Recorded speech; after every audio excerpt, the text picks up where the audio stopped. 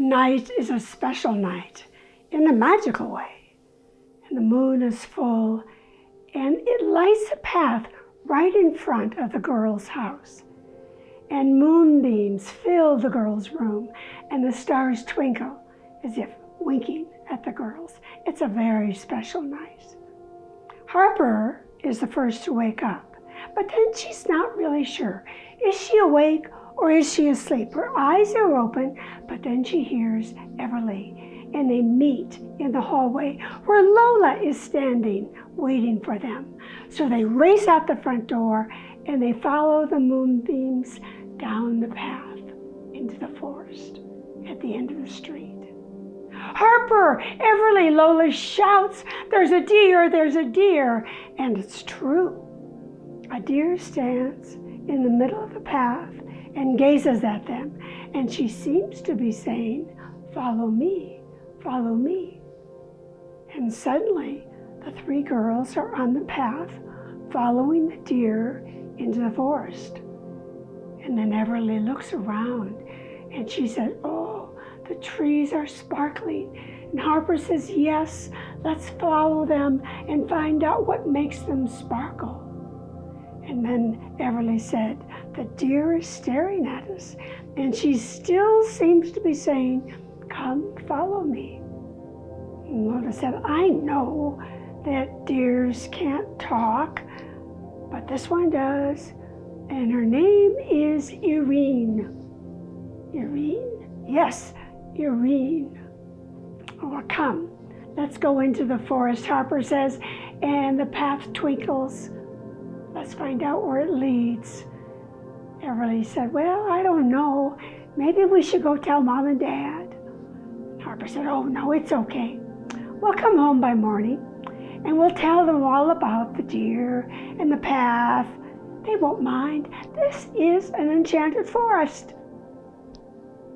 And Everly said, "Look, the deer is leading us deeper into the forest."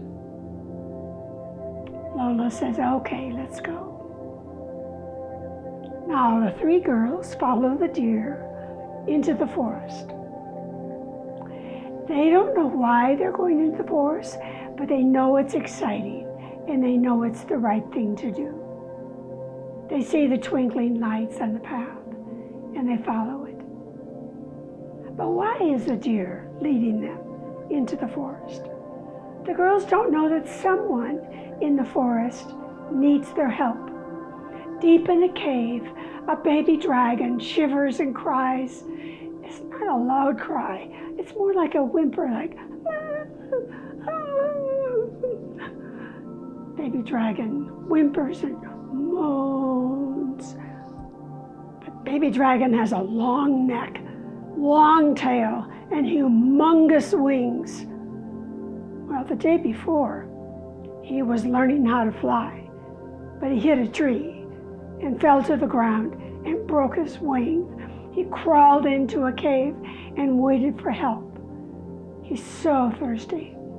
The deer and the fairies in the trees know about this, and they're leading the girls and the baby dragon so that they can put his wing in a sling. And magically, Lola has Neosporin. She has Neosporin in her hand, and she also has a pillowcase that they can use for a sling. Meanwhile, the fairies are dancing from tree branch to tree branch and drawing them deeper into the forest.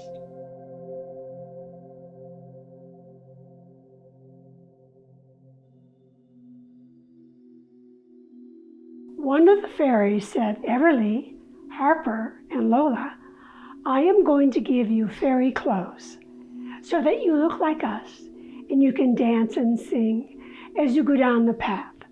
And I'm going to give you glasses so you can see the wonders of this forest." And so they look through the glasses, and Harper says, "These aren't glasses, these are for drinking." "Oh no, look through the glasses." And sure enough they did, and they saw wondrous things. But one of the fairies is not a good fairy, and he wants to stop the girls from helping the dragon. He's a trickster, His name is Barker the Trickster. So he sets up a lemonade stand. Lemonade, lemonade, ice cold lemonade. And the girls are thirsty. And so they listen to Barker, who goes on and on and on and on, about nothing, really. And then one of the fairies says, girls, come with us. Stop listening to him. The baby dragon is thirsty and desperately needs the girls' help. So suddenly, the king and queen of the fairies appear. Barker, you be quiet. The king roared. The girls must come with us. They must help the dragon. And the queen says, I must explain our situation, girls. Baby dragon protects the moat around the castle, and we sent the fairies to bring you to help him, but we must hurry. So the girls follow the king and queen, and the king gives them each a magical twig to keep them on the right path. And they do. They follow the king and the queen. Now the girls finally stand at the opening to the cave, and they hear the gentle whimper of a baby dragon. Oh, the dragon desperately needs help. Everly said, well, I have Neosporin in my pocket, and I can use the pillowcase as a sling. Let's go save this dragon. So the girls enter the cave, and they see the baby dragon laying on the floor. And the baby dragon says, can you help me? I can't fly. I know I'm big, but don't be afraid. I won't hurt you. Please help me, please. And then he whimpered, well, of course we can help you. Harper says, we are strong and we know what to do. Everly will put your wing in a sling. I will put on the ointment, and Lola will stroke your head so that you are not afraid. Oh, don't be afraid, baby dragon. Lola says, yes, let's save the dragon. And she pets the dragon's head and tells him that they all love him. Don't be afraid, baby dragon. So they help the baby dragon to his feet.